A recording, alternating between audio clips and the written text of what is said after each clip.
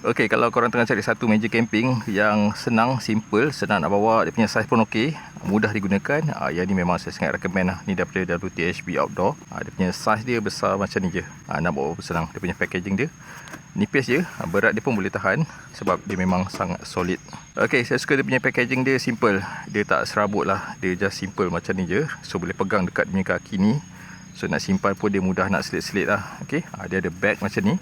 Bag ni dia akan cover dia punya tabletop. So bukakan saja. Okey, bag dia pun agak tebal juga. Okey, dia punya kain dia. So meja dia macam ni je. Dia just buka je dia punya lipatan macam ni. Tak payah pasang-pasang. Korang just kembangkan je macam ni. Dah settle.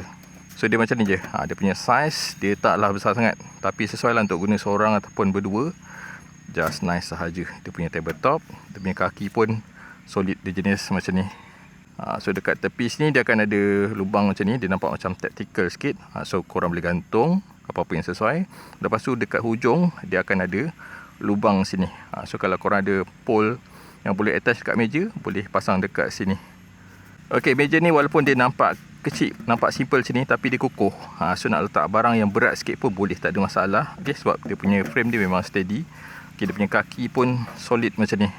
Dia ada tapak plastik ni. So dia non-slip. So kalau korang nak letak barang boleh. Nak guna sebagai meja untuk makan ke, untuk ngopi ke, semua boleh. Dia memang pearl bagai guna. Okey, dia punya size pada saya dia just nice sahaja. Lepas tu dia sebenarnya kita boleh sambung-sambung. Kalau korang beli yang extension dia boleh sambung lah. Even jadi L shape semua boleh. Pasal meja ni dia sangat praktikal. Dia ada banyak kegunaan. Even nak simpan balik pun senang. Korang just pegang dia punya kaki ni. Lepas tu rapatkan macam ni. Okay, lepas tu boleh simpan balik dalam dia punya bag. Dia punya body dia memang solid. Ini daripada besi, memang keras. Lepas nak guna pun simple, senang. Yang ni memang saya standby dalam kereta. So in case kalau nak gunakan satu meja yang kecil, senang digunakan, saya gunakan meja ni sahaja. Dia punya harga pun okey, tak mahal sangat. So kalau korang berminat boleh dapatkan dekat link.